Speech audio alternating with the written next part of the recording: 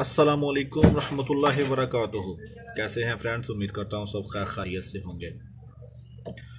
ایک چھوٹا سا واقعہ ہے کہ کسی بزرگ سے کسی نے سوال کیا کہ پیار کی حقیقت کیا ہے، تو بزرگ نے مسکرا کے کہا کہ وہ سامنے ایک باغ ہے، وہاں پر جاؤ، جا کے وہاں سے جو تمہیں سب سے خوبصورت پھول لگے نا وہ پھول اتار کے لے آؤ۔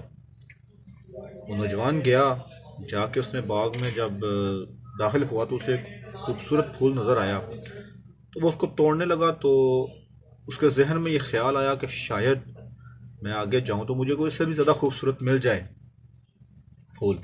وہ چلا گیا، چھوڑ دیا اس نے پھول کو، چلا گیا۔ آگے جا کے اس نے سارا باغ گھوما تو اسے کوئی بھی پھول پسند نہیں آیا۔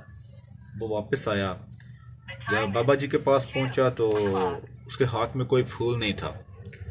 تو بابا جی نے مسکرا کے پوچھا کہ کیا ہوا، تمہیں تو پھول کے لیے بھیجا تھا، پھول نہیں لے کے آئے؟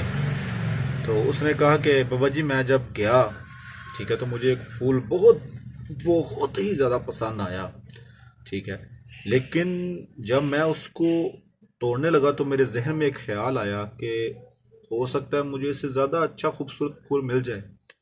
تو میں اس کے لیے آگے گیا، جب وہاں سے مجھے کوئی نہیں ملا، جب میں واپس آیا تو وہ بھی کوئی توڑ کے لے گیا تھا۔ تو بابا جی نے بولا کہ یہی اصل پیار کی حقیقت ہے کہ جب کوئی تمہیں پیار کرے یا تمہیں پسند آئے، ٹھیک ہے، تو ہم اس کی قدر نہیں کرتے، اس کو چھوڑ دیتے ہیں کہ یار اس سے اچھا کوئی ملے گا، اس سے اچھا کوئی ملے گا، ٹھیک ہے۔ اور جب اس کو ہم چھوڑ دیتے ہیں تو وہ بھی ہم سے ہمارے ہاتھ سے نکل جاتا ہے، ٹھیک ہے۔ تو پیار کو ضروری نہیں کہ آپ کسی لڑکی کو ہی کریں تو تبھی پیار ہے، پیار اللہ کی ذات سے بھی آپ کر سکتے ہیں، اپنے ماں باپ سے کر سکتے ہیں، ٹھیک ہے۔ کیونکہ زیادہ تر جو ہے نا آج کل لوگ پیار کو ذرا کسی اور مطلب میں لے جاتے ہیں۔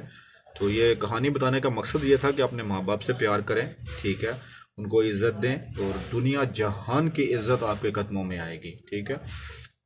کوئی بھی چیز ہے، کوئی بھی طریقہ کار ہے نا، وہ ایک طریقے کے ساتھ اگر اس کو چلا جائے تو اللہ پاک آپ کے اوپر رحم کرتا ہے۔ اللہ حافظ، شکریہ، جزاک اللہ خیر۔